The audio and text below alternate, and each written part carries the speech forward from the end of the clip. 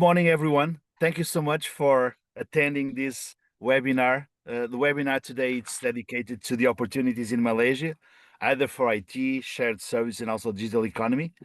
I will be your moderator today of this webinar. I had the pleasure to moderate previous webinars organized by API in Portugal. My name is Luis Junca. Today, I will lead this webinar. We have a panel of very interesting presenters and also speakers on the side of the event. Just to give a quick introduction about myself, I lead the international development at Skill. That it's a technology and consulting company specialized in IT services, outsourcing, also digital transformation. Skill is part of Fastech Group, that it's a French company with more than 10,000 employees. We are a global engineering and technology leader with strong operations in 22 countries. That includes Asian markets like Malaysia, Singapore, Hong Kong, Vietnam, China, and Philippines. And it's a privilege to moderate today's webinar. Today, we unfortunately, due to the weather conditions in Portugal, we had a very, very strong storm yesterday. So the introduction opening words from API will not be possible because at the moment where they are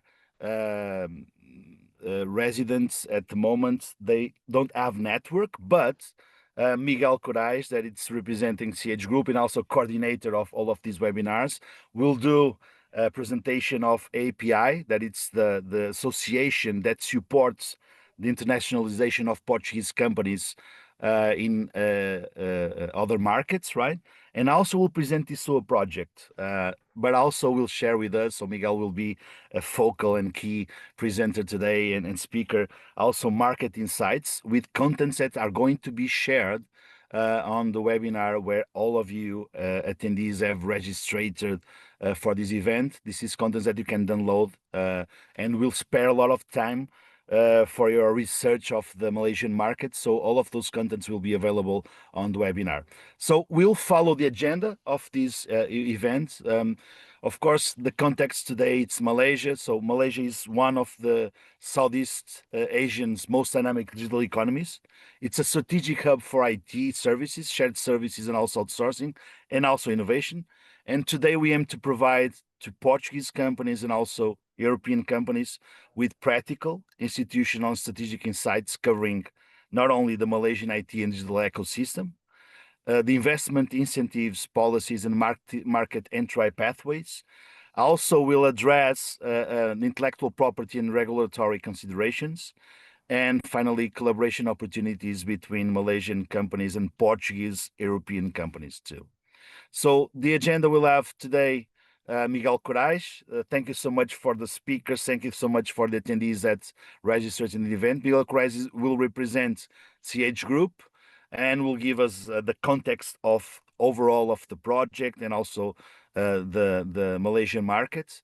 We also have Maria João Leo, that it's director of ISAP in Malaysia, that will bring us the insights and her experience supporting Portuguese companies and European companies to enter in Malaysian markets. We'll also have Mr. Fuad, that will represent Johor Singapore Special Economic Zone. And also we'll have Christine Ung, that is going to approach a topic related to intellectual property and digital asset protection. Also, we'll have an overview of the tech ecosystem and the cooperation opportunities with PICOM, that it's the National Tech Association of Malaysia, that will be represented by Mr. Ong Kian Yu. Then we'll have a session for questions and answers. So I invite all of the attendees, if have any questions that they would like to share with all of the speakers or with specific speakers, please write it on the chat in the Zoom. So thank you so much, everyone, again. And we'll start with Miguel, that it's going to do an introduction of API and TISSOA project, and also give you market insights regarding the Malaysian market. Miguel is Director of International Markets of CH Group. Miguel, the stage is yours. Okay, thank you. Thank you very much. The screen is all right. It's perfect, Miguel. So it's full Okay. screen and Okay. Good ready to. morning and afternoon for everyone in Malaysia. Thank you very much for the speakers to accept our invitation. Um, Let me explain, first of all, what is AAPI. AAPI is the Portuguese Business Association for Internationalization. It's association that support Portuguese companies to entry in foreign markets. And the AAPI is the promoter of the TISSOA. TISSOA is the project that are promoting the share service and outsourcing IT for Portuguese for Asia. And This project is the idea is to facilitate the entry and the connection with different seven markets.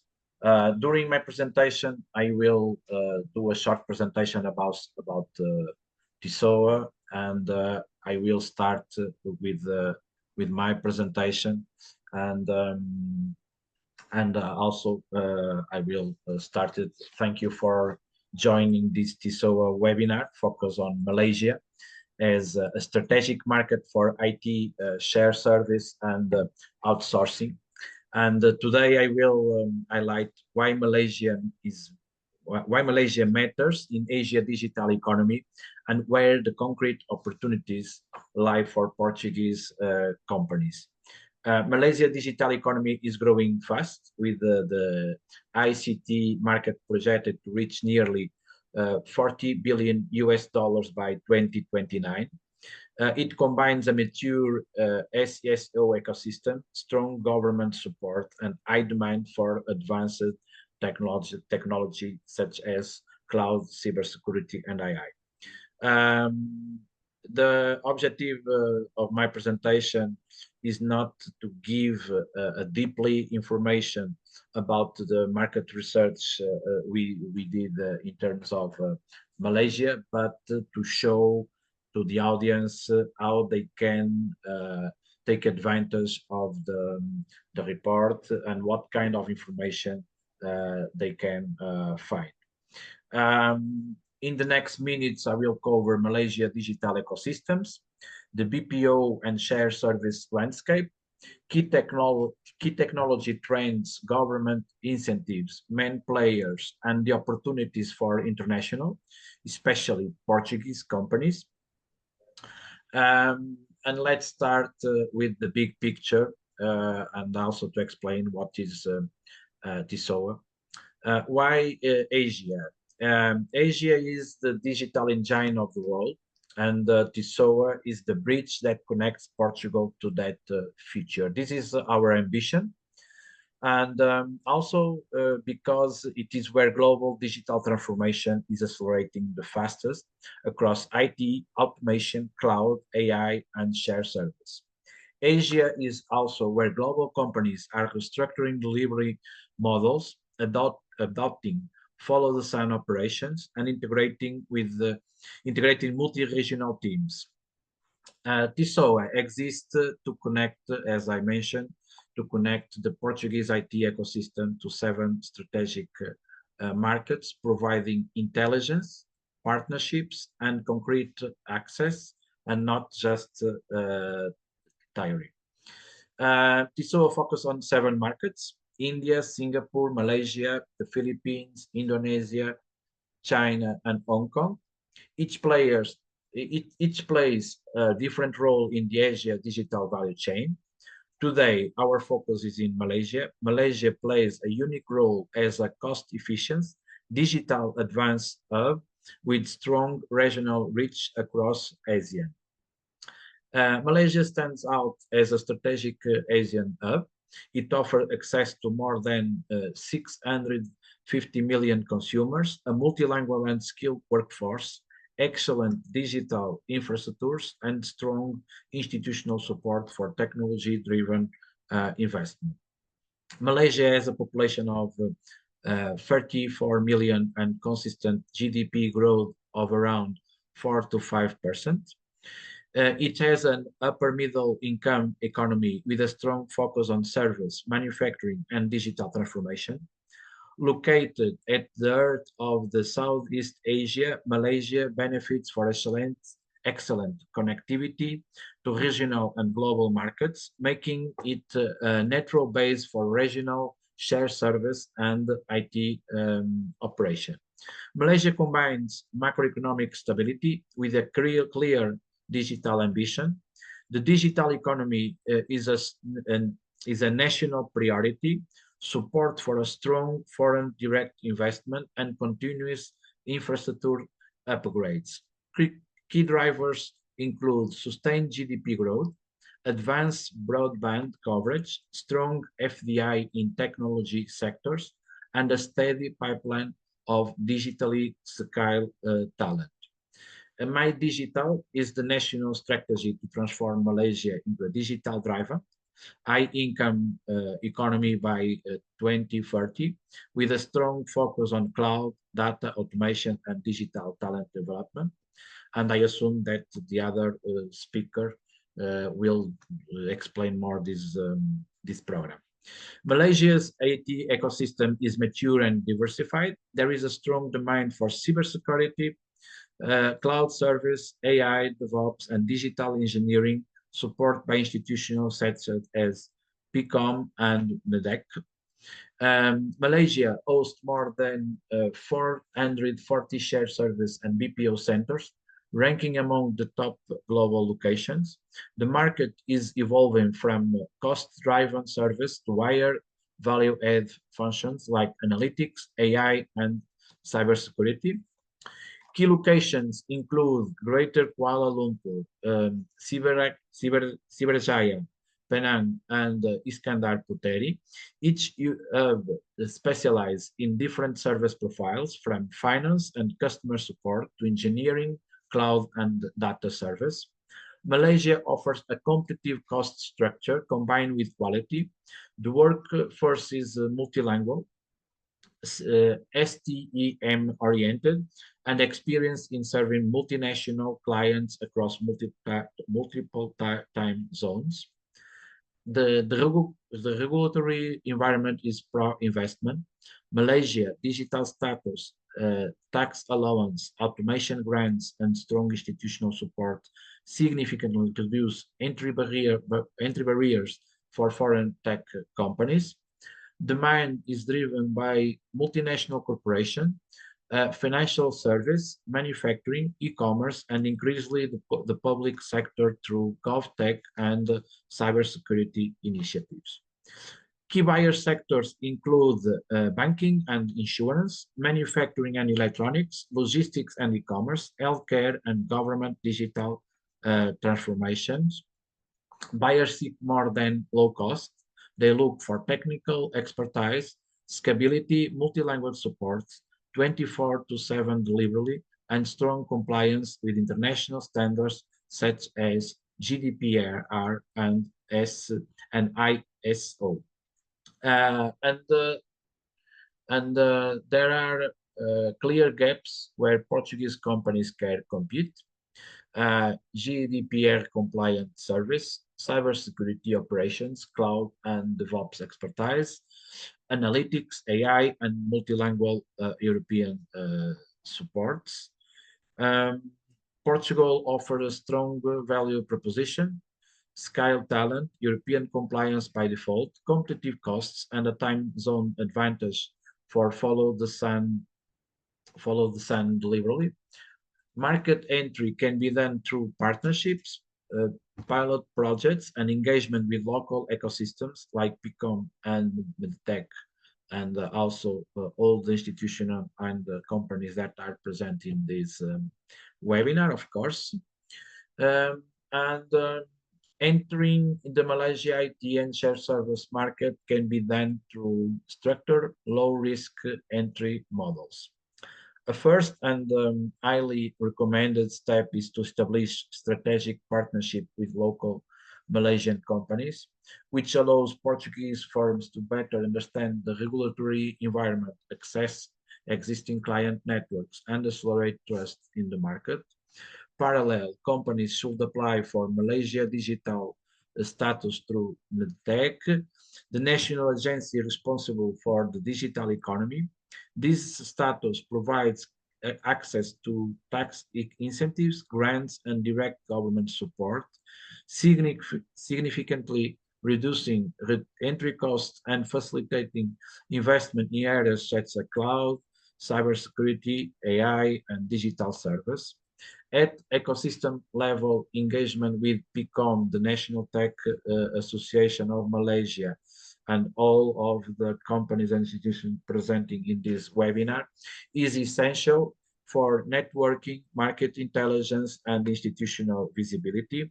Um, and, um, and also to conclude, TISSOA supports SMEs with market intelligence, matchmaking, technical assistance, and access to incentives. And thank you for your attention. We now welcome your questions, and I'm available to answer all of questions and doubts that you have. Okay. Thank you so much, Miguel, for the presentation, for framing the opportunities and highlighting the Malaysian market drivers. Also, just for all of the attendees that took notes from this precious presentation of Miguel, I always remind that this presentation will be available on the TISSOA project webpage where you did the registration for the webinar. So if you want to drill down and have access to the information, you can download it for free on the webinar page, correct? So it's very important. So also noted, Miguel, that important for this session, we'll have a specific presentation ahead of our agenda that is going to approach a specific area and geography in Malaysia. Sometimes the first thoughts that who invests or tries to enter in the market thinks on the main areas like Kuala Lumpur, but Johor is something that we should take note because we'll have a speaker that will approach specifically the Johor region regarding opportunities inside Malaysia. So now I would like to introduce the next expert speaker, Maria João Leo, Director at ICEP in Malaysia. Thank you, Maria João, for joining us today. Maria João is ICEP Director at Malaysia and will share with us institutional context, the country's economic landscape, the strategic positioning as an Asian hub, available incentives, and also practical guidance for Portuguese companies. Maria João, please go ahead. Thank you so much. Thank you so much. And thanks to all attendees for wanting to know more about the Malaysian market. Malaysia is really interesting country. Is a constitutional monarchy headed by a monarch, Sultan Ibrahim Iskandar, and by a prime minister democratically elected that presently is Datuk Sri Anwar Ibrahim. The country is, in terms of land, is more or less 321,000 square kilometers of land, slightly bigger in terms of maritime area. Is a federation of states, pretty much like Brazil or United States. It has 13 states and a group of federal territories, which are Kuala Lumpur, Labuan, and Putrajaya. And this Putrajaya is actually the country's capital. It has about 34 million. Some statistics you can see as a bit more, but of 34 million population. And is a very interesting country because it's multi-ethnic, multi-lingual, and multi-religious, which means that predominantly the ethnic groups are Malay, Chinese, and India. And when you see Chinese and India, you also have two huge countries that speak the language, and therefore that also reflects on the population that speaks Malay, Mandarin, Tamil, but also English. Because it's a multicultural and multilingual country, of course, it has also multi-religious society, and Islam is the official religion, but Buddhism, Christianity, Hindu, and many other religions are practiced freely. He has a mixed system characterized by a strong regulated liberalism with government intervention. The risk of the country is triple B plus, as a very stable fiscal policy with a progressive tax system, and the government implements policies to attract foreign investment, including tax incentives, and develops infrastructure to ensure not only foreign investors, but also local companies have what requires to do their business. In terms of monetary policy, the ringgit Malaysia is the local currency. The policy is implemented by Bank Negara Malaysia and is indeed one of the most stable currencies compared to other regional currencies. It is strategically located, of course, at the heart of Southeast Asia as a safe and cost-competitive place to establish production operations for regional and international markets. It has a well-developed infrastructure in terms of technology, supporting the business community. And if you see, telecommunication network is served by digital technology, fiber optics, and 5G networks. Malaysia has 5 international airports, an extensive road network, and also 7 international seaports, which makes it extremely well connected. In terms of human resources, which I believe is one of the greatest assets that Malaysia has, as a young, educated, and productive workforce, considered one of the best in the region. Is a very market-oriented business community with well-developed financial and banking sector, which supports the business community, and that is also very important. And that is also what makes, for instance, zones like the Johor, Singapore Special Economic Zone particularly interesting. The use of English is widespread, especially in the business, legal, and accounting fields. Even though Bahasa Malaysia is the official language, the fact is that English is like the lingua franca, and therefore is very easy. Even though we are in Asia, it's totally different from other countries that are not able to communicate easily in English. It has a large business community, long and international. And in terms of foreign investors, they started coming very early in the 60s. So the country has a long history of international commercial relationship with the world. As you can see, Malaysia is quite open to the world, belongs to all of these associations and institutions. What I would like to highlight here is that, and is very important for both countries, Malaysia and Portugal, presently Malaysia and the European Union are negotiating a free trade agreement, and we all hope that we'll go through as soon as possible. I will now proceed to give a general macroeconomic overview of the country. Malaysia is actually a very stable, always growing economy with a steady growth in its GDP. Last year was 4.9, which is quite good when we compare to the European Union. The private consumption also steadily grows, has been growing, and last year was about 5.5. Domestic demand also grew to 4.9% in 2025, and the public consumption also grew and stood at 5.2 in 2025. Even though the statistics that I will show later on are predominantly from goods, the fact is the Malaysia economy has agriculture sector only represents 6%, the industry 35%, and the service sector is almost 60%, because it has truly a very vibrant business sector. And therefore the service sector enjoys that. This is in terms of Malaysian exports.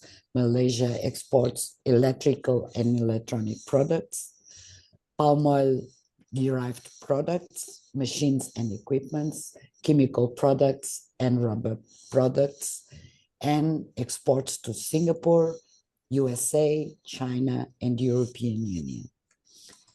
Malaysia imports electrical and electronic products. Of course, these are complementaries, because when we speak of electric and electronic products, we are speaking of components and parts, and therefore we are not competing. The markets complement each other. Forgive me. Chemical products, machines and equipment, plastic products and vehicles from China, Singapore, European Union, and United States of America. And this data is related to 2024. Now I will go into a bit of the opportunities. I don't want to repeat what Miguel has said, but is indeed this shared service and IT outsourcing and global business services is a sector that is extremely vibrant in this country and is growing significantly due to cost efficiency, a skilled workforce, and government support. It has, like Miguel said, more than 441 shared service centers, and they are established across the country. The business process outsourcing market in Malaysia is expected to reach a projected revenue of 10.474 billion USD by 2030, with a compound annual growth rate of 11.4 between 2025 and 2030, which means it's quite vibrant.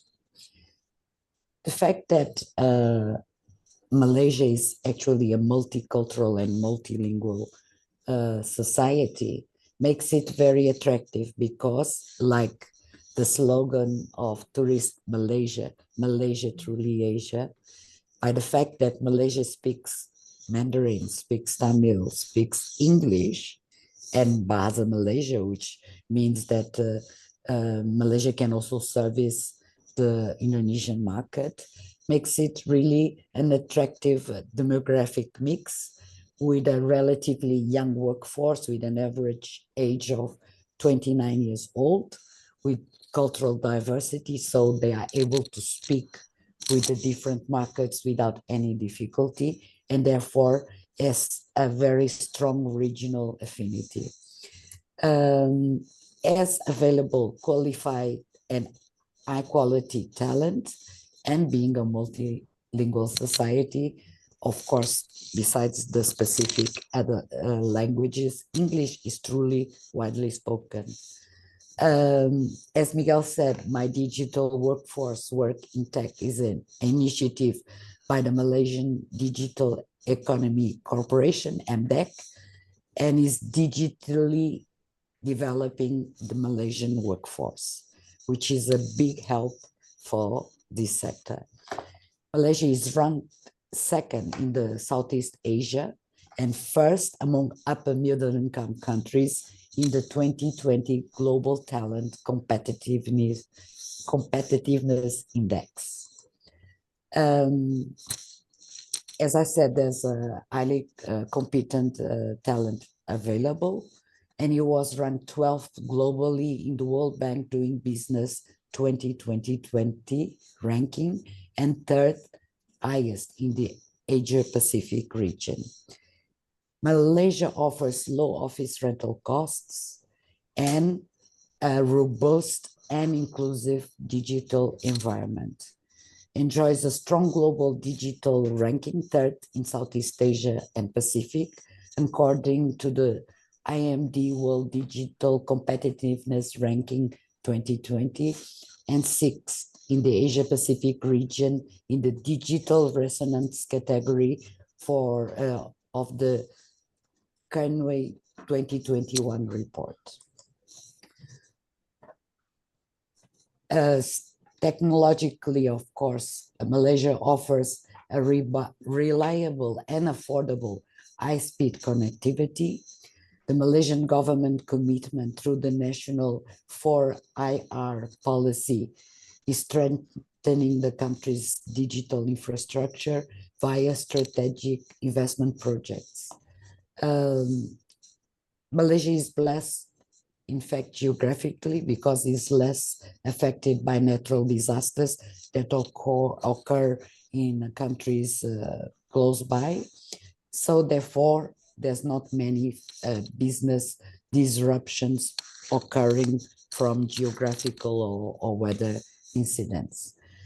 Malaysia has a wide range of tax incentives for investors, as competitive corporate and personal income tax rates, and strong government support through various agencies. As you can see, you have the Johor Singapore Special Economic Zone, the Iskandar Investment Authority, you have MIDA, you have PICOM. So foreign investors are never alone. They can always count with institutions that can advise and support them. And of course, being open to the world. By now, Malaysia already has signed 70 free trade agreements with countries globally. So government policies are very stable, are there to provide support and guidance, as well as to help foreign investors get talent, in a way, develop talent, adopt technology and innovation. No point repeating again the tax incentives, but all this makes Malaysia a preferred location for regional and global SSC operations. And that has been actually a government objective, so that Malaysia continues to assist its business to improve the environment, and it helps to promote industry collaboration and drive the digital transformation in the country. In terms of, in a way, more niche interests, companies from various sectors, including finance, IT, and human resources, have established shared service centers in Malaysia to centralize back office functions, streamline processes, and leverage economies of scale. Kuala Lumpur, Penang are strategic locations, and we hope that soon the Johor Singapore Special Economic Zone will also be will be headed to these strategic locations with strong infrastructure, connectivity, and availability of talent.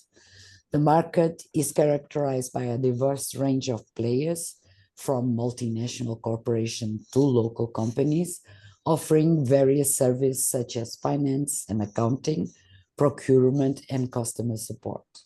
With the ongoing digital transformation initiatives and rising demand for automation and analytics capabilities, Malaysia SSC market is positioned for further expansion and innovation. And in fact, the development of the Industry 4.0, which means smart industry, is also strongly supported by the government, and this sector will benefit from that need that the companies have to go and bring value added to their operations. As I said previously, the sector is driven by cost savings, operational efficiency, access to qualified talent. Technological advancements, particularly automation and digitalization, are creating opportunities for this sector. And with the government incentives and support, as well as infrastructural development, Malaysia's market is positioned for continued expansion. Therefore, the growth is expected to last for many years to come. Companies looking to establish or expand their operations in Malaysia can benefit, I want to emphasize, cost savings, strategic location, and well-developed business ecosystem. The challenges, like in any other country, there's intense competition in this sector, particularly, for instance, from countries like India and Philippines, which can offer lower labor cost, but doesn't have sometimes the multilingual capabilities that the Malaysian population has. One thing I forgot to say, and I want to emphasize, by the very fact that the majority of the population is Malay and professes Islamic religion, they are, most of them, very proficient also in Arabic. So besides being truly Asia, it goes beyond Asia because they are able to communicate beyond this side of the world. English, Arab, Chinese, Tamil, and Malay makes it an ideal place for this particular sector. Local companies have to adjust, and they have been adjusting, implementing retention strategies such as creating bonuses, targeted salary adjustments, and define career paths to increase employee satisfaction and loyalty. The shortage of qualified talent in specialized areas such as data analytics and automation represents a significant obstacle, but also an opportunity for Portuguese companies. Regulatory changes and compliance requirements add complexity and costs to the operations, impacting the overall competitiveness. Again, I believe that Portugal, being used to a very regulated market in European Union, will help Malaysian companies in adjusting to these to the difficulty in the market.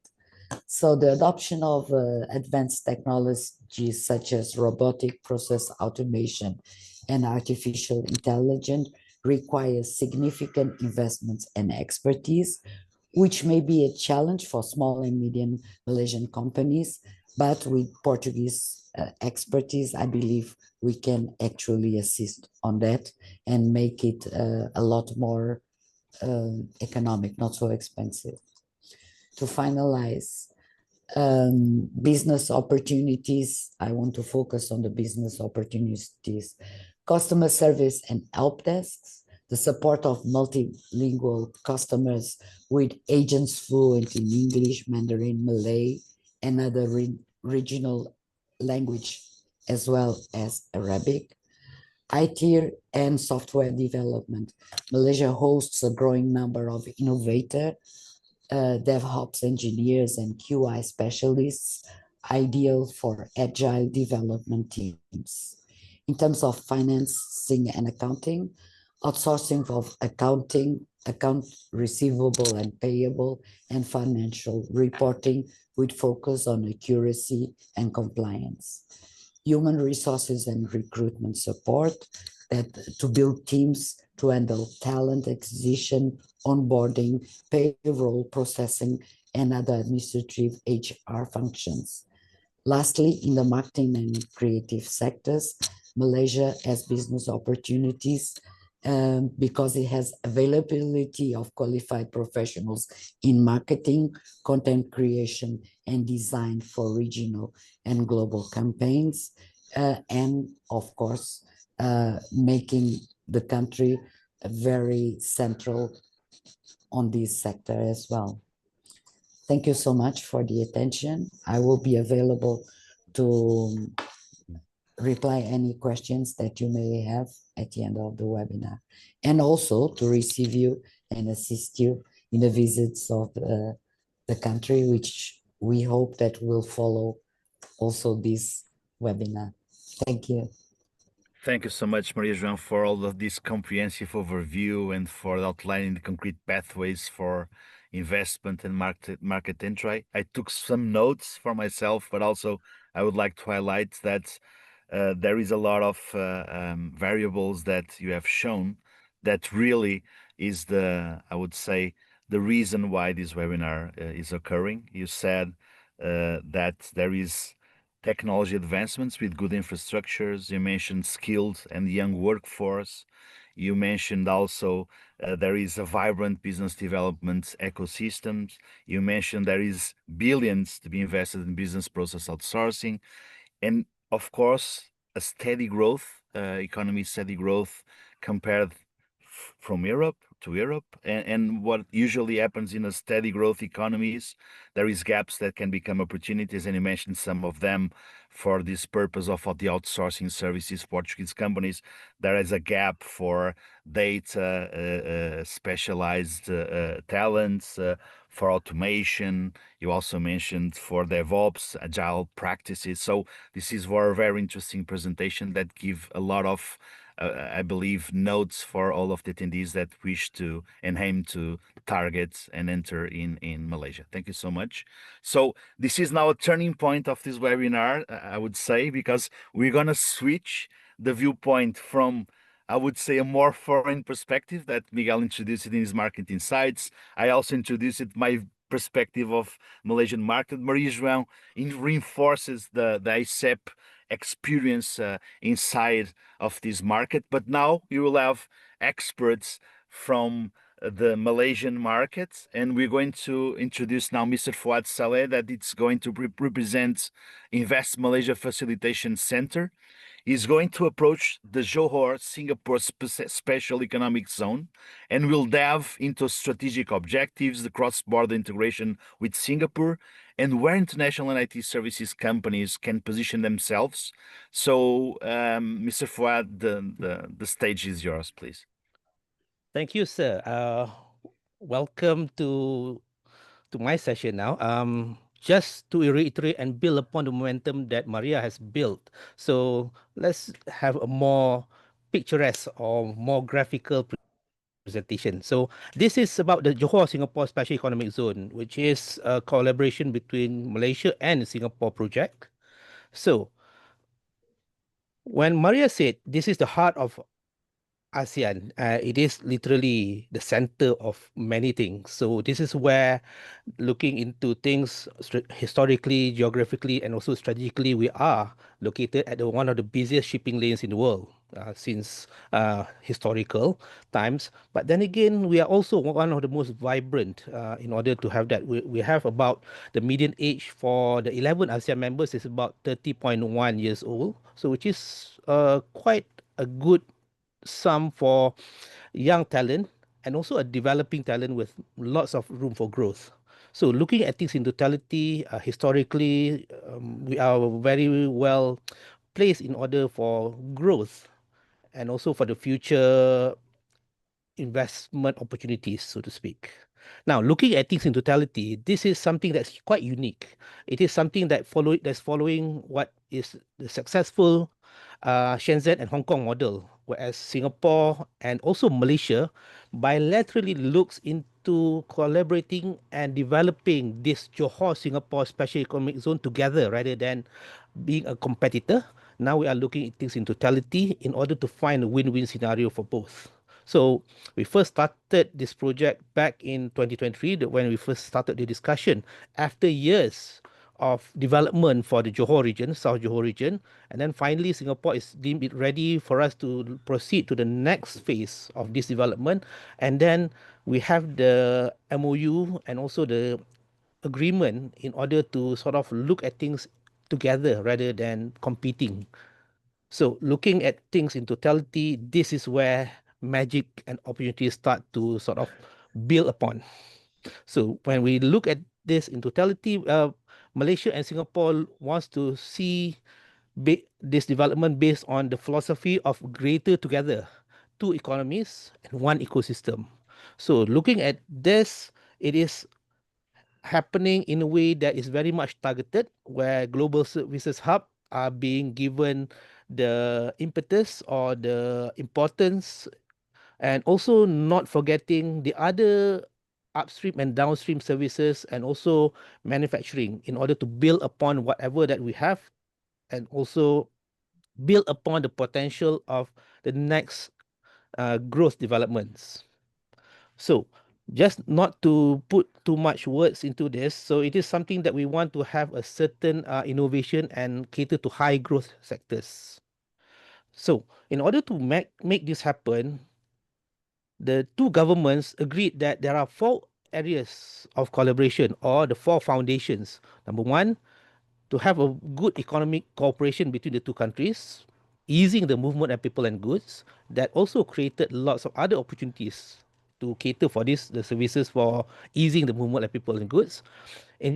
Third is ensuring the talent development, which is something that if investors wants to have to sort of strategize or place their investments here, the talent will be there in order to be ready for them to tap upon, and also to ensure that ease of doing business between the two countries, and also ensuring that our processes is in line with international standards and also speed.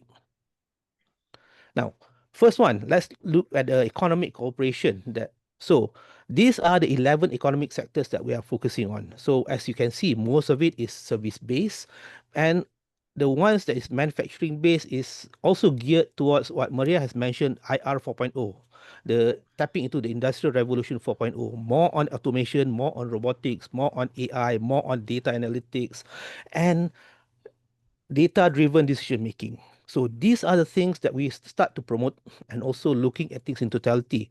And one of the things that we key lesson from the last pandemic is that ensuring the food security is in line. What Maria has mentioned, the agriculture seems to be just a minuscule for Malaysia, but now we are pivoting, especially for the Johor side, or the southern Johor side, is looking into modern farming in order to ensure that food security remains one of the top priority, not only for Johor but also for Singapore.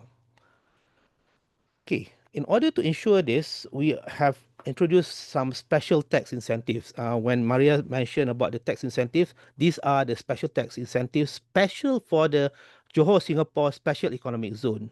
On top of that, there are other incentives that is given by MDEC, by the other ministries, like also MIDA, that is pre-existing ones. But these are the things that we want to sort of introduce in order to bring the sectors that we are promoting, such as the ones that fulfill the criteria like high economic complexity, using lots of knowledge workers. This is also for us to sort of upgrade our pay scale and also give the most sort of value efficient talent in order to grow the economy, and then introducing the lots of adoption of technologies, and focusing on the net zero operation, which is something like what companies that focus on ESG and also SDGs are very much interested in.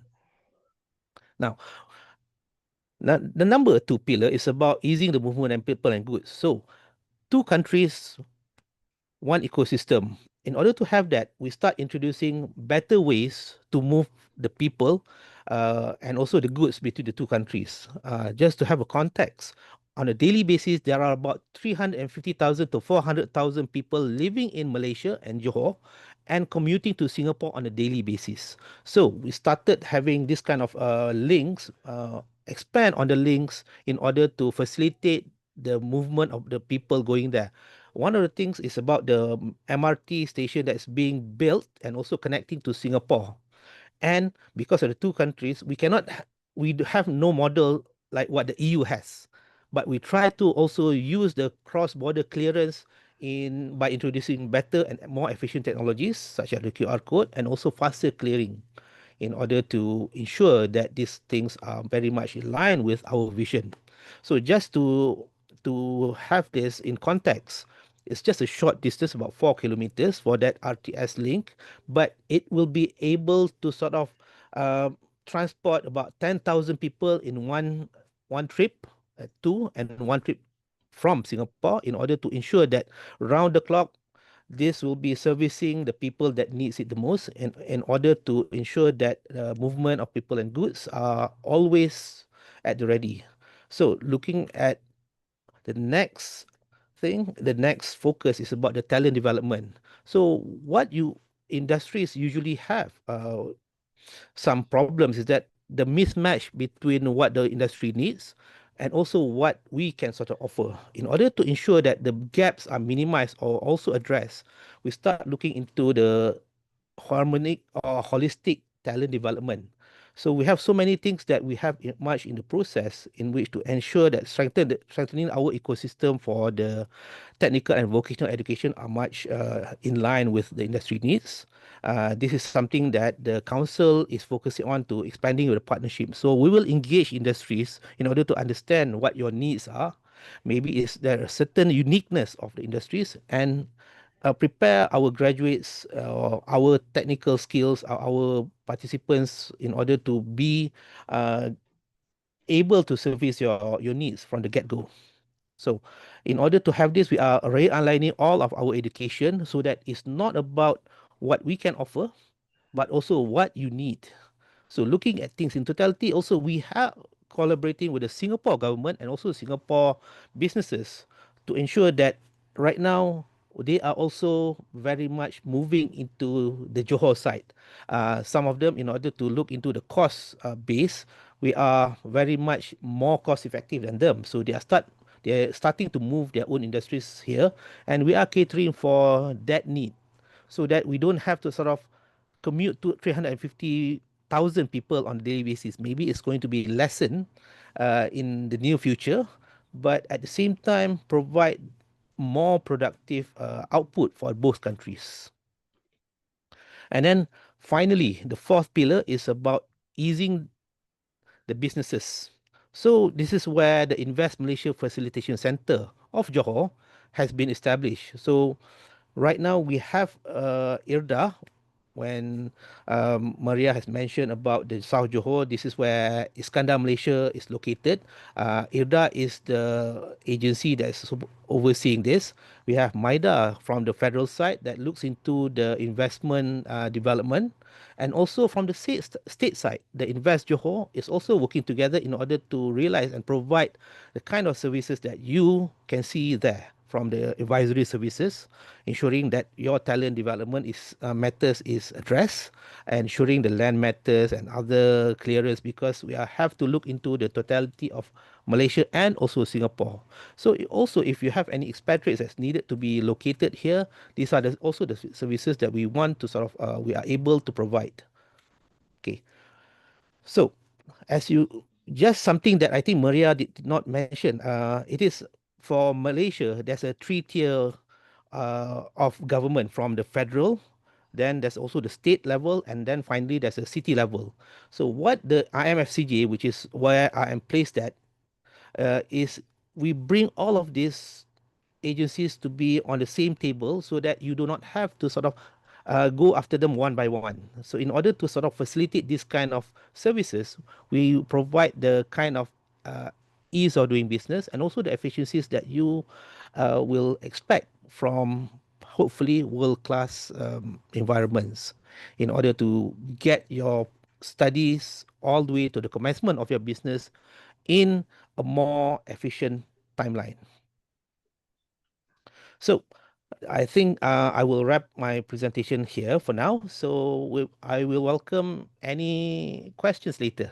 So back to you, Thank you sir. so much. Fuad, thanks so much for the presentation. And clearly, you have shown that all the companies that aim to enter in the Malaysian market, they may have a vision, they may have a product or a service, but somehow they will need to benefit from the logistics and the operational advantages that you presented. And you also shown a way that it's very important to speed up that logistics and that establishment in the market, that you have the three layers of government, right? And the city can really, the city government can really speed up the process for the establishing of the investors in Malaysia. Thank you so much. We are now going to enter in a key topic for the companies that aim to enter in the Malaysian market. The topic will be intellectual property, market entry, and also digital asset protection in Malaysia. I will invite the speaker, Christinong, the CEO of Fadastra, to join us. Christine is leading specialist in IP protection for software, technology, and digital assets, advising European firms on compliance and risk mitigation across Southeast Asia. Christine, please proceed. The stage is yours. Thank you very much, Louis. It's good to be here, and thank you for taking the time to join this webinar. I will go through first and foremost the high-level overview of our landscape. I will skip this because I think there's been quite a lot of information in terms of where Malaysia is focusing on.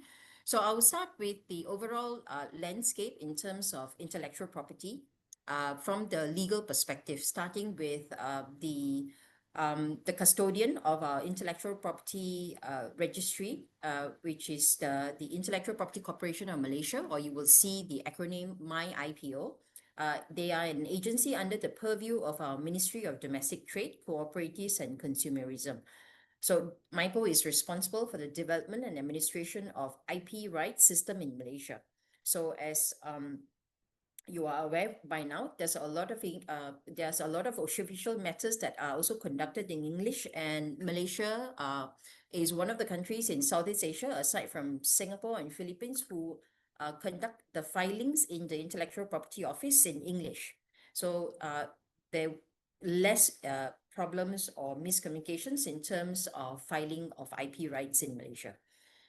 The second aspect is that Malaysia is also have acceded to the agreement on trade-related aspects of intellectual property rights, TRIPS, which is administered by the World Trade Organization. We, in 2007, so nearly 10 years ago, 20 years ago now, we have set up our specialized IP courts to basically hear cases that is related specifically to the infringement on intellectual property matters. So ever since then, there is less backlog or delay in terms of seeking justice and getting injunctions against any IP related issues here in Malaysia.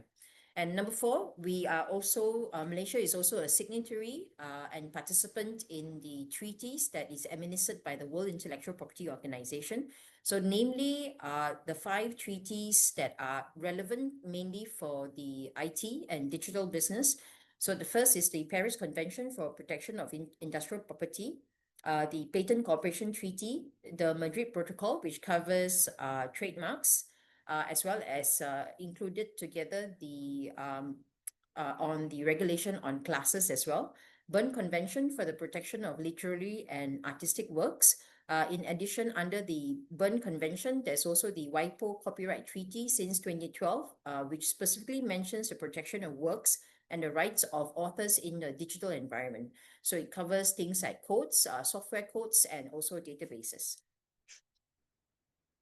As far as in any issue of infringement, enforcement is quite easy, quite straightforward. So it's basically evidence-based. Malaysia being a common law country, we also contracts are very important. So it basically provides a basis of that governs all business relationship and also employment relationships. So enforcement is based on what is stated in the contract. I will cover some of it later when I go through some of the risk. And disputes are resolved commercially, usually before the courts. Even though we have a specialized IP courts, but we also have mediation and arbitration as an alternative to settle dispute.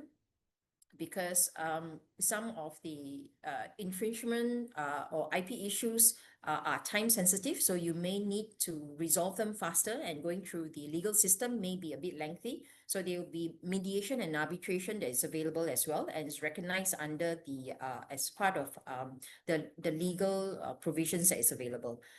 In terms of the avenues for redress in cases of any enforcement and infringement, you have civil suits where damages can be claimed, or injunctions to stop any infringement activities. And if it's criminal in nature, for example, any counterfeit or products, this can be taken via seizures, and raids can be conducted via the Domestic Trade Ministry, and also custom border measures as well. Especially like if you're looking at trademark matters that has related to products and services that is being imported. So in this case, I'm just going to highlight basically the few IP rights. So in Malaysia, we have a lot more the registered rights that is stated here. So for example, we also have plant variety protection, plant variety and breeders' rights. We also have geographical indication, and we also have industrial layout circuit. But for the purpose of this webinar, I'll just cover copyrights, trademarks, patents, and also put a mention on trade secrets, because in Malaysia's law, it's protected under confidential information, the law of confidential information. Maybe I proceed to this overview slide, which is a bit easier to see, less wordy. And I've summarized it based on a table. So in terms of for patents, the relevance for businesses such as yourself would be looking at the protection of software, or even mobile apps, or any platform solutions, if the technical contribution is beyond abstract. So basically, if it's not just source code. So source codes, for example, you can look at the protection under copyright, which is the third item. So if you have an algorithm, or you have a method or system process of achieving a function, and these are using software, mobile apps and platform, you can obtain a protection under our patent law. And this is we are aligned ourselves with treaties. So basically, patent protection is also 20 years, just like many countries. And if you currently have active patents that you have filed, whether in Portugal or in other countries, you can enter and file, extend your protection in Malaysia via the Patent Cooperation Treaty option as well, if it's still within the timeline. So, because let's just say if you have filed your original patent in Portugal, and if it's still within 1 year, you can directly enter into Malaysia or enter via PCT. Or if you already filed a PCT, you just need to check it, because you have 18 months from the date of filing. So these are some things that you can be checking into with your IP advisors. As for trademarks, it covers names, logos, service marks. We also have amended our Trademark Acts to also accept color mark, sound mark, and other non-traditional trademarks, shapes as well. Even holographic hologram can also be trademarked. So it's the same as international practices, 45 classes of goods and services. We are a part of we also have entered the Madrid Protocol, whereby we allow multi-country filings, and it's perpetual. Trademark is perpetual for as long as there's a renewal every 10 years. In terms of copyrights, as I mentioned earlier, so that will cover your digital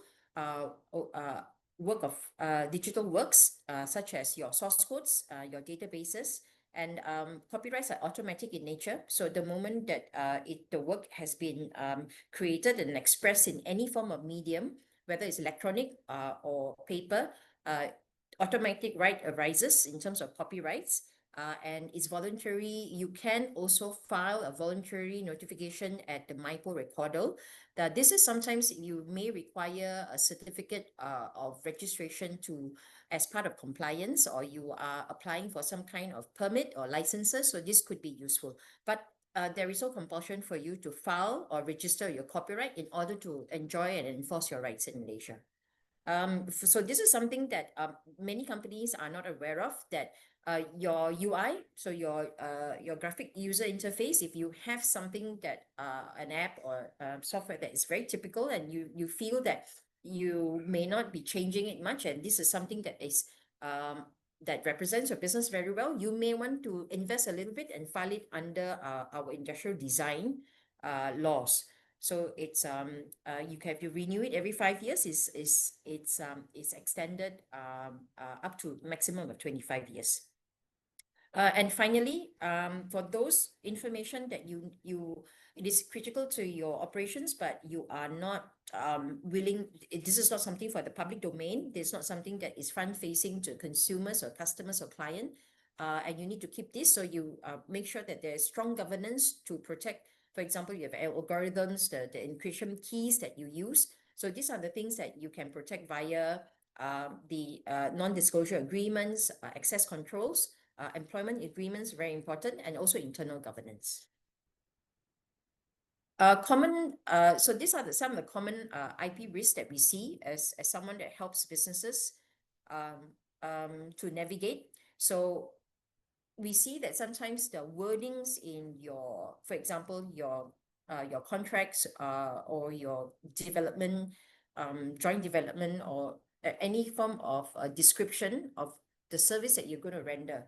So for example, if you don't specify that custom development doesn't mean that they will own it. So these are the things that you got to be sure to specify when you are doing the specification, if you are doing any custom development with your client. The other way as well is that you need to also understand that there are some IPs that is coming in from your client. So if you have a case where the specifications are coming from a client and you are doing custom development based on your specification, it is best to basically carve out, for example, the background IP. What is a project IP? If there's any derivative IP from it, what happens to the improvements, if there's any new IP created, etc., etc. So these are the things that is best discussed before any significant work is undertaken. Another one would be in terms of employment and outsourcing risk. So this is basically developers, if you are engaging them and not part of it in-house. So I think this is where the risk increases if they are freelancers, because the IP assignment in Malaysia, the law is that if you are contracted and working in the company, and in the course of doing the work for the business, all IP is automatically assigned to the company. So this is where there are some gray areas if you hire freelancers, and also if they don't have proper contractual agreement with you. Other things will be in terms of joint development. As I mentioned, there is no clarity in terms of the result that is the IP that is jointly developed. So you may have specified who brings to the table, what IP do you bring to the table, but the joint development, the rights to use new IP, derivative IP, ownership of this IP needs to be properly documented and agreed upon in the beginning. And I think the another one that I see quite often is in terms of brand exposure.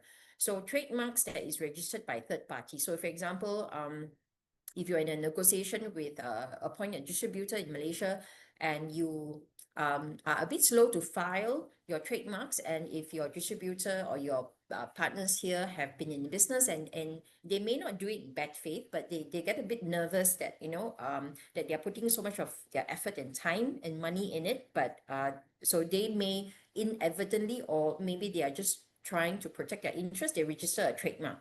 As I said, not necessarily in bad faith, but if that happens, then it's going to be very complicated in terms of just trying to change ownership or talking to these people. So in terms of any rightful use, please make sure that you have a strategy before you enter Malaysia.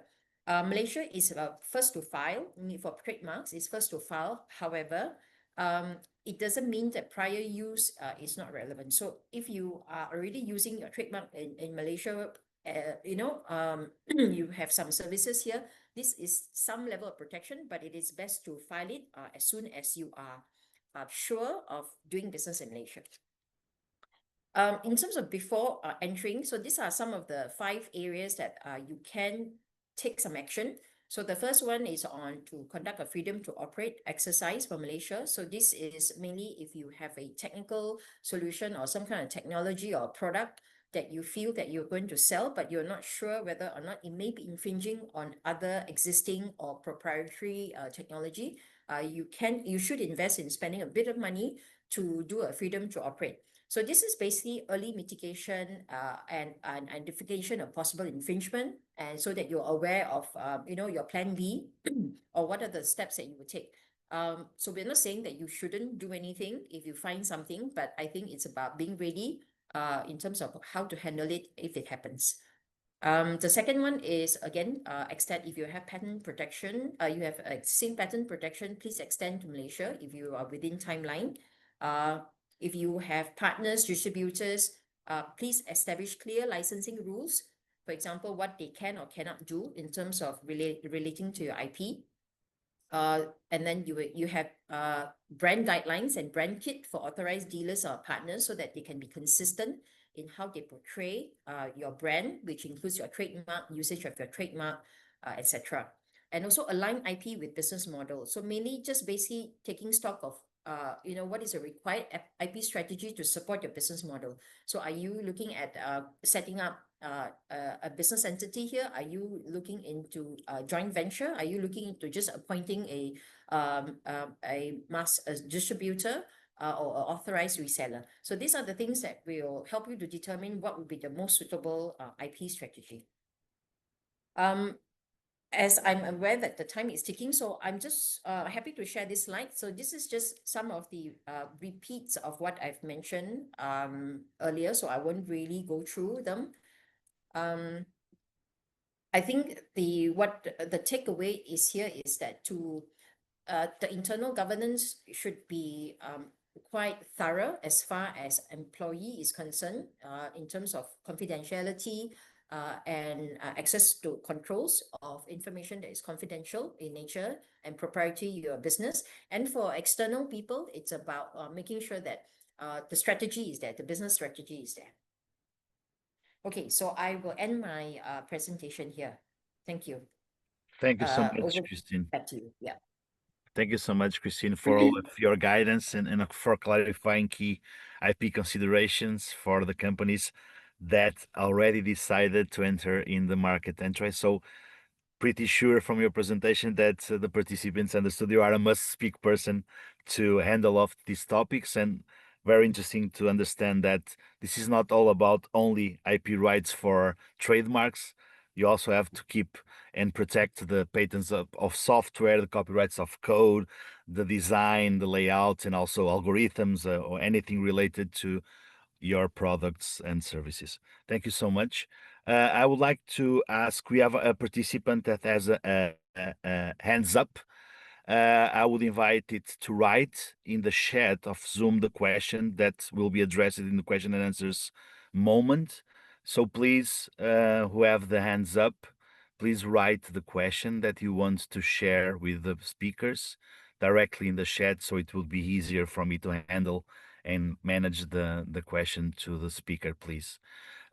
We are now going for the final presentation before the Q&A. We'll have now on the stage Mr. Kian Yu Yong, that it's the CEO of PICOM, that it's the National Tech Association of Malaysia. Mr. Ong will present us and representing today over 1,000 technology companies. He will outline the technology landscape, the growth areas, and also the collaboration pathways with European partners. Mr. Kian Yu, please, the stage is yours. Thank you very much, Luis, and thank you. It's my honor and pleasure to share with you a little bit about who PICOM is as an organization, and in terms of how we facilitate the growth of industry, and also we welcome investors into our country. So I hope I'm sharing my screen now, so allow me to just bring it up to full screen mode. A little bit about PICOM. We were formed in 1986 as the Association of the Computer Industry in Malaysia. At that time, we were mostly a hardware-based organization. But today, the whole industry has changed, the landscape has changed, and we represent more than 2,000 members, active members, across the entire spectrum of technology products and services, from hardware, software, services, communications products, data center players, shared services organizations, resellers of technology products and services. So the entire spectrum of tech products and services. As a guide, the size of the industry is about 100 billion US dollars, or 100 billion US dollars, but there are various sub-segments of the industry, including manufacturing, IT services, retail, according to the Department of Statistics in Malaysia. I will have some data that I'll share with you a bit later, but a little bit about PICOM. On a regional and global basis, we are part of three organizations: the Asia Pacific ICT Alliance, the Asian Oceanian Computing Industry Organizations, both very much Asia Pacific focused, and globally we are part of the World Innovation Technology and Services Alliance. So in terms of technology side, locally, on the local front, we position ourselves as the voice of the industry, which means advocacy work is important to us. We raise issues that we feel the industry is facing to the government, so that the government can take proactive or reactive measures to address some of the concerns of our industry. We have a board, and our board, of course, cuts across the entire industry, covering both multinationals in operating in Malaysia and local software and services companies. But increasingly so, most of our members, 80% of our members, are actually local companies involved in the software and services space, involved in solution providing, in resellers of technology, which is reflective of the ecosystem of the tech industry. We have large multinationals working with local partners. To better serve our members, we have formed various chapters, and these chapters provide a bit more focused representation. We have an AI chapter, which we formed last year, GBS, which is relevant to the topic today, but we call it GBS, which is basically IT outsourcing, BPO, contact centers, shared services, nearshoring. A lot of the offshoring would be represented by the GBS Malaysia chapter. We have a cybersecurity chapter, and these are for the vendors of cybersecurity products, as well as managed security service providers, the MSSPs.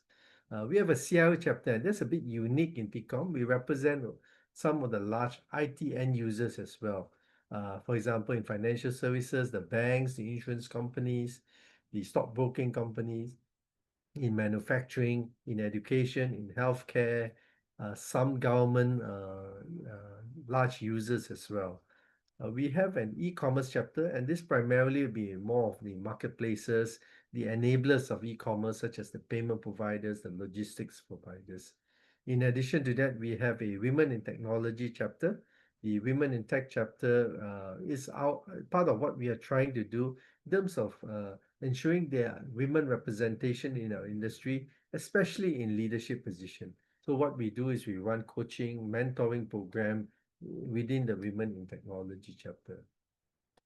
Lastly, we have a digital infrastructure chapter, and this is probably has received the biggest amount of attention the last 2 or 3 years, which is data centers. I think today, with all the hyperscalers coming to this part of the world, or whether it's in Europe or whether it's in Asia, a lot of investments in this space has come into Malaysia as well.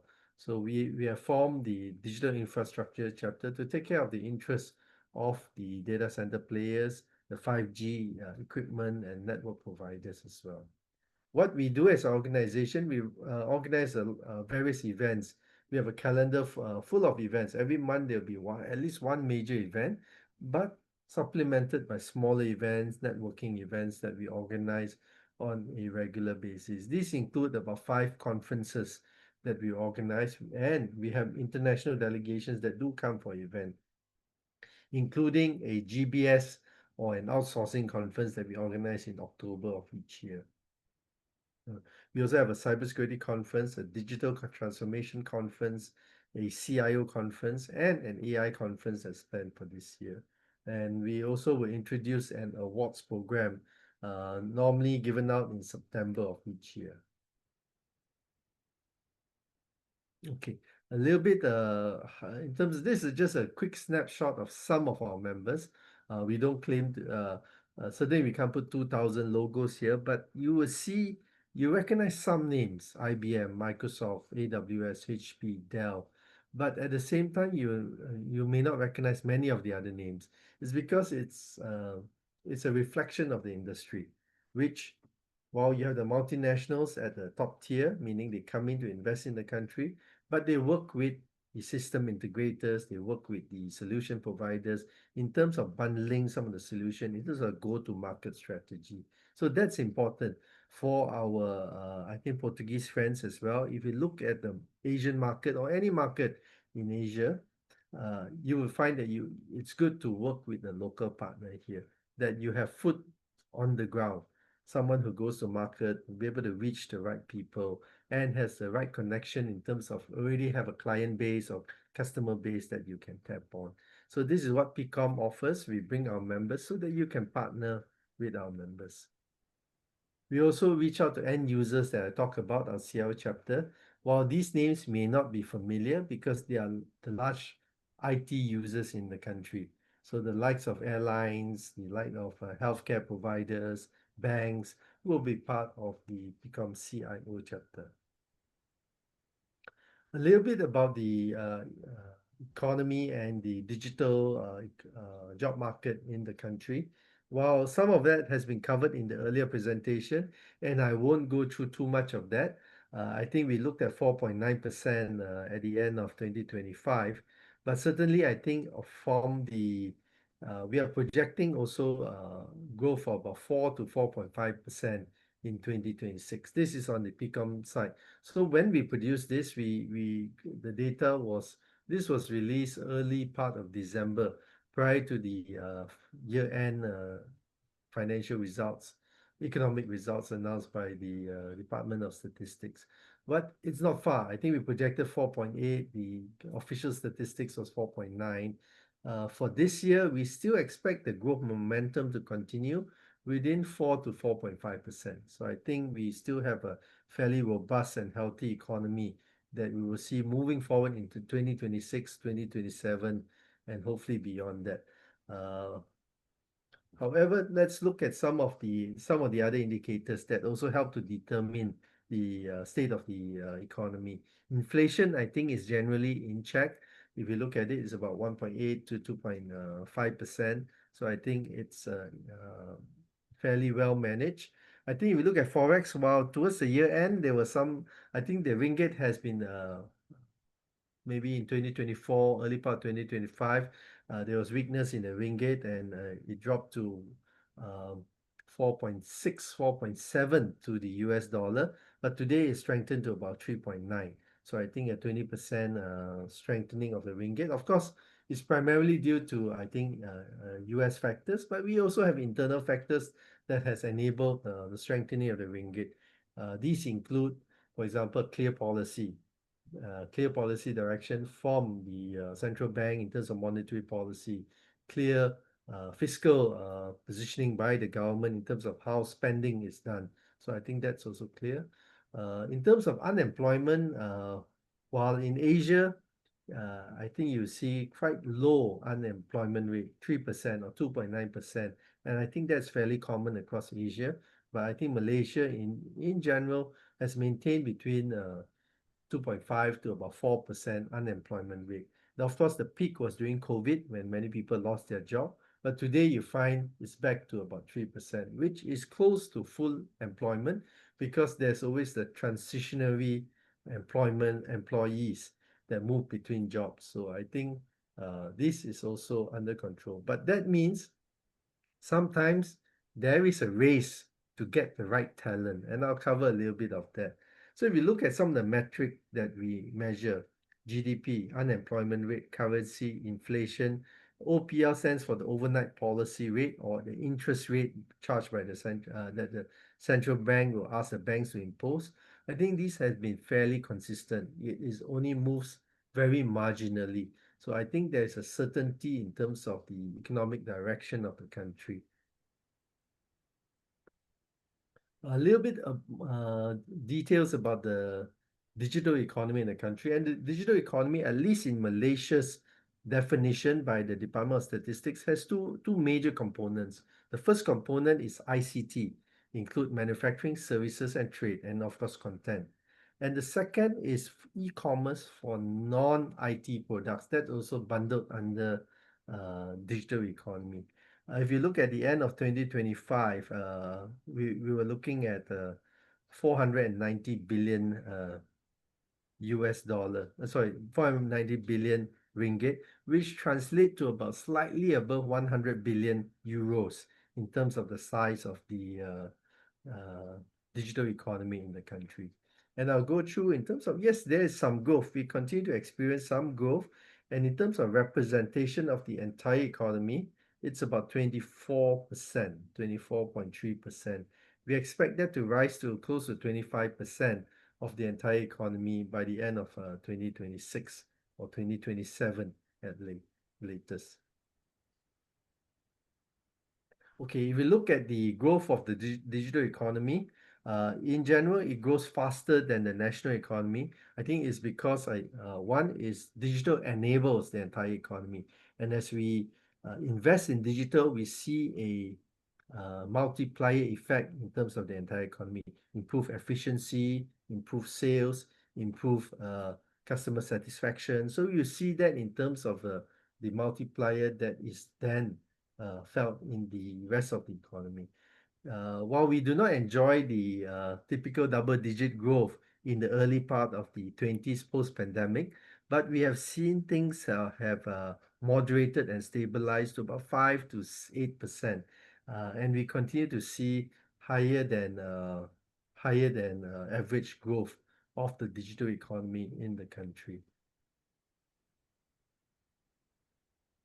Okay, I mentioned there are two buckets when it comes to the digital economy. And out of that, the ICT value add to the economy is 13.9%. And the e-commerce of other industries, meaning, for example, cosmetic products, fashion, automobile, transport, this will come under the e-commerce of other industries, and that is about 9.5%. So you add both together at the end of 2024 is 23.4%. So these are official statistics from the government, and from the PICOM side, we do some estimation based on the official statistics that we receive from the government. So they comprise of ICT services, manufacturing, ICT trade, and content and media under the ICT industry value add. A little bit about the share of employment in terms of the largest employer for the digital economy. You will see that ICT manufacturing, and these are very much in terms of high-tech manufacturing, both in the in Kuala Lumpur area as well as in Penang and Johor. It contributes at 35.3% out of a total of 1.25 million that are employed within the digital economy. ICT trade represents about 23.2%, ICT services 29.2%, or almost 30% in terms of employment numbers, and also the share of the digital economy. But I'll also cover a little bit in terms of talent, because talent is important, especially if you're looking at making Malaysia your base. On the whole, we do encourage a progressive wage policy in our country, which is to raise income levels of the general population. And we see that within our technology sector as well, digital talent, because there's always a shortage of supply for digital talent. So we see some healthy growth in terms of salaries.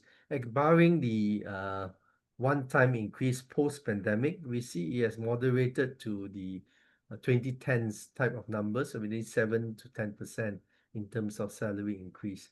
During the COVID years, there was, of course, between 2 to 3%, but we see the number increasing post-pandemic. As a guide, and this is in ringgit, but you can divide it by 4 for US dollars, or about 4.5 if you're using euro. You continue to see, I think, healthy growth for every job position, whether it's entry-level position, whether it's a junior executive, senior executive, or in terms of the managerial position. So you see healthy growth for each of these salary position of about 10% year on year. In addition to that, some of the higher paying jobs, I'll share the slides with you so you don't have to snap a picture of that. We can expect, for example, some key positions, a CISO or a director of cybersecurity within an organization can expect about 40 to 50,000 euros in terms of average salaries, while much lower than in Europe or in Portugal, but I think it's still a very significant in this part of the world, 40 to 50,000. Or if you look at lower level IT security analysts, about 120,000 ringgit, which translate to about 25 to 30,000 euros in terms of average salaries. So these are some of the indication in terms of the type of salaries for cybersecurity, and for example, for data science, a similar picture. So these are high demand roles that you see. Prompt engineer, which is a very new role, you see some of that, as well as in terms of AI and ML, machine language engineers, can expect about 150 to 160,000 ringgit, or about 35 to 40,000 euros in terms of average salaries. Okay, but one of the things that we keep highlighting is the need for salaries to continue to grow in tandem with our neighbors, our regional neighbors and our peers. This is also to make sure that talent continues to stay in the country so that we can contribute back to the economy. So that's something that we highlight to our members, because representing the Malaysian tech industry, we would like to see salaries continue to grow so that, and also to attract talent, not to move out of the country. But of course, adjusting for purchasing power parity, we'll see once cost of living is taken into account, you'll see that Malaysia is fairly competitive, while not as cheap as India, Brazil, Philippines, or Indonesia, but I think we are still fairly competitive vis-a-vis our neighbors and our peers. So some key takeaways: digital economy continues to be a core driver of the economy. Salaries recorded healthier growth than in previous years. Some of the highest paying jobs are in the BPO and the E&E sector, and we continue to see premium for some of those in-demand jobs in the country. So we expect that if you do business in Malaysia, Malaysia is a good place. There's there's high availability, but we have to make sure that it's in special niche areas that you may require. For example, language skills. We are multilingual that we talked about, so that's also another key area that we can offer to investors that come into this country. So with that, I'd like to thank you very much for your attention. I'll hand it back to Luis. Thank you very much. Thank you very much for the presentation. It was really very important to have this mapping that you shared for all the entire ecosystem, also for highlighting concrete partnership models. I have to be sorry because when I introduced it, I said 1,000 associated companies inside, but it's 2,000. So the association is even bigger for what I presented. Thank you so much for your presentation. We are going now to move for the questions and answers. We are trying to be aligned with the timeline. I had some questions to share with the speakers. I would start, my first question would be for Maria João from ICEP. When a company decides to move forward and try in a different markets, I think the lessons learned could be something that we can have to share to other companies that are starting to do this difficult mission to enter a new market. My question for Maria João is, from your experience supporting Portuguese companies in Malaysia, what are the most common early stage mistakes or misconceptions they bring when evaluating the Malaysian market? First of all, is thinking that Asia is all the same. And if they see Chinese, is pretty much like in China. And sometimes there's this already preconceived ideas, which is not very good. So I will always advise to read a bit about the country and understand the country before starting to speak with partners, because culture is important. It's a very multicultural, multilingual, multi-ethnic country with a long history as well. So it's good to understand the sensitivities, for instance, of each ethnic group. And don't just think that, okay, it's in Southeast Asia, so it's an Asian country, it's like China, is the official religion is Islam. So it's like an Arab country, which is not the case. As I said, other religions are freely practiced. And to give an idea, 50% of the workforce in this country is represented by women, and women are already represent 32% of directors and the top of the company. So it's a very open country, even though the official religion is Islam. Is not an Arab country. He has his own culture, and all these sensitivities are important, especially on the service sector. On the service sector, you are dealing with people. Yeah, so understanding who is in front of you, the sensitivities of that person. Don't bring topics that can be a bit sensitive, but for that you need to have a minimum understanding of the country. So don't make presumptions. Study a bit the country. If you need, ask for advice, and basically study the country, which Thank is you so very much. important. Thank you so much for your insights, and I'm pretty sure that everyone that it's all the participants took the note that they have to study the country. They also look for advice, and it's very important to succeed in any mission, because there are people like you that knows the country, and like all of our speakers that can help, and even API has this mission, and the TISSOA project is here to support the companies that will not go with a blind in the eyes, and I'm pretty sure if they do that, unfortunately, they will be unsuccessful in this mission. Thank you so much. For Christina, I had a question. Christina, you presented a lot of IP challenges for European companies. It was a very detailed presentation, but on those IP challenges, what, in your perspective, are the most common when a European company enters in the Malaysian market? Okay, so I think the first would be not doing some preliminary searches for trademarks, because sometimes it's and a lot of firms in Malaysia, for example, they are quite friendly. They can do simple searches for free even. So, and even if they pay for searches, it's really not really expensive. Like, probably in a region of about 100 ringgit, which is probably only about how much now, our exchange rate, so it's about even less than $50. So I think this is something that you should spend to do some trademark searches to see that the name that you want or the logo that you want, is it available for protection in Malaysia. This is this one. Yeah. And I think the second one would be to really look into the onboarding and offboarding of staff if they are setting up a business here, as far as awareness and education of IP is concerned. Because even when onboarding, you don't want another staff to be bringing in and putting liability of the company by taking stuff from their previous employment and illegally using it during the employment. So these are just some of the things I would say. I will highlight two issues here: copyright issues and also trademarks.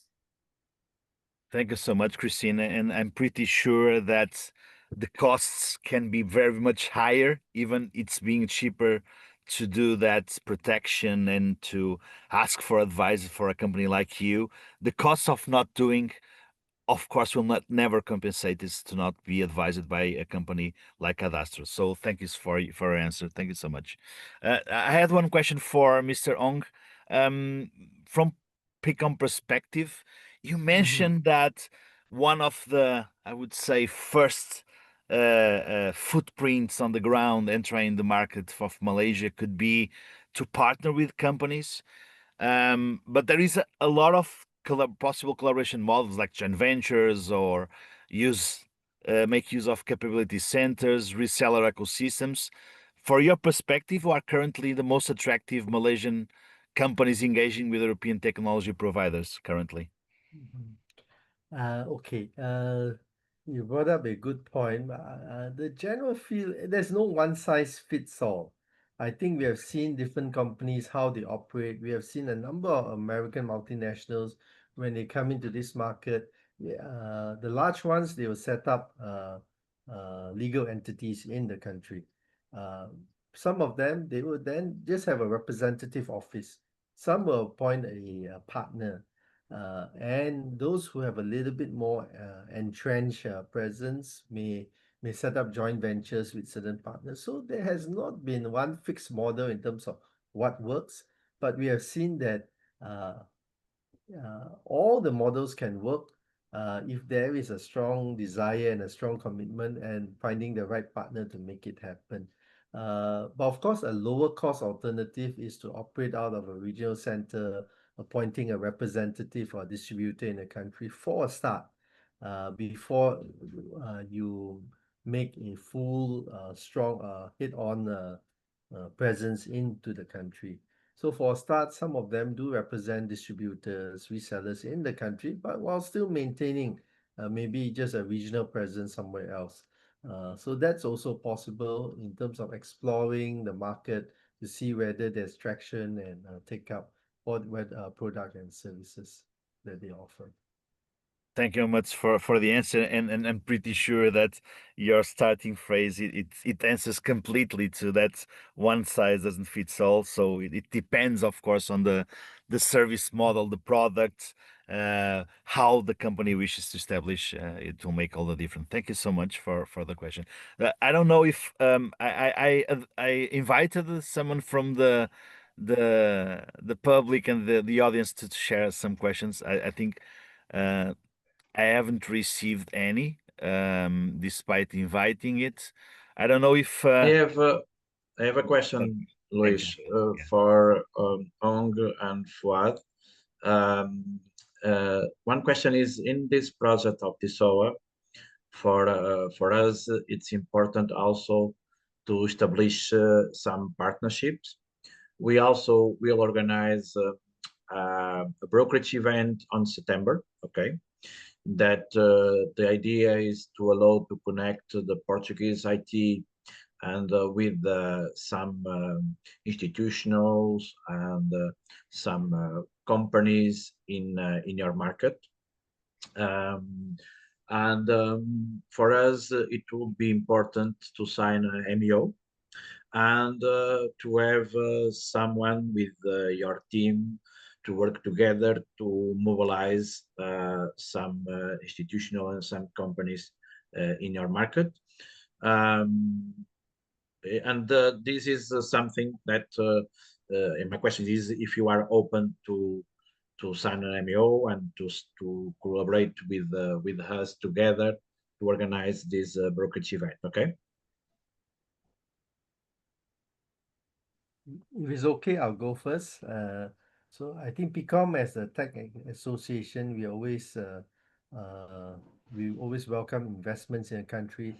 We have worked with many associations from around the globe, as well as trade promotion organizations representing their national governments that bring companies in. So there may be a trade delegation that comes to Malaysia. We'll be happy to partner, work with you, send it out to our members to inform them there's a delegation coming from Portugal and you may like to consider partnering with them.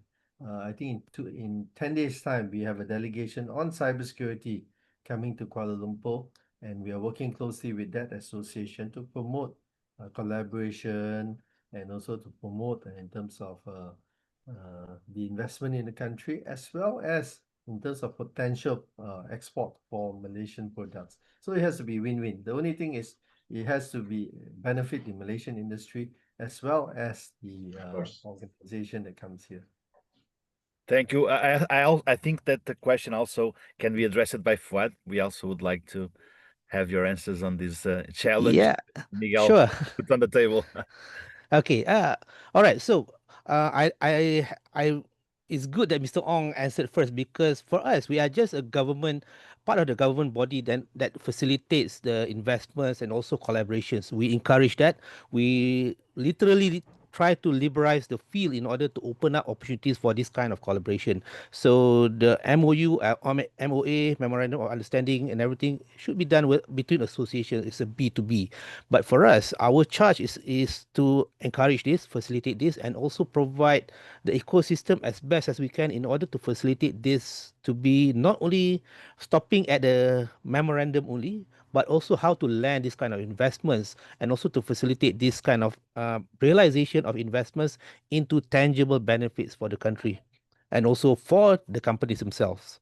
So for us, that is what we do.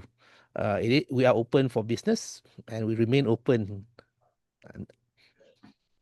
Nice to hear, Fuad, and Okay. also Mr. Ong. Thank you so much for your answers. Miguel, I Yes, think the we idea, are a yeah, little bit ahead of the time, but okay. do you But have any more remarks or comments? no, it's only some complement. Of course, the idea is to sign MEO with AAPI and with uh, the the PCOM and the JOAR with the JOAR Singapore Special Economic Zone, or the institution that present the FUAD. Okay. And of course, the idea is to have the point of contact and to Portuguese companies that are interested to explore and to enter in the market and so on. And I think, of course, it will be in terms of objective win to win. And of course, it's something that usually the AAPI do it. Okay. I'm not sure, Luis, if there are other questions or so on, because we need to, and I think I will launch the questionnaire to the audience. Exactly. Okay, I think Yeah. it's the time. Yeah, it's Um, time. Yeah, please. and So we invite everyone that participate in this webinar I think to it is fulfill. in screen. No, Yeah, it's It is, now but it's in visible. Portuguese. yes, in Yeah, Portuguese, it's because Portuguese. the Yeah, majority because of the audience it will be Portuguese, Yeah. of it course. will be Portuguese. Yeah. Luckily, This is panelists cannot more vote. oriented to the participants. I bet that all of the But speakers, beside, I believe Maria João could fulfill this perfectly, but Yes. any other speakers with difficulty.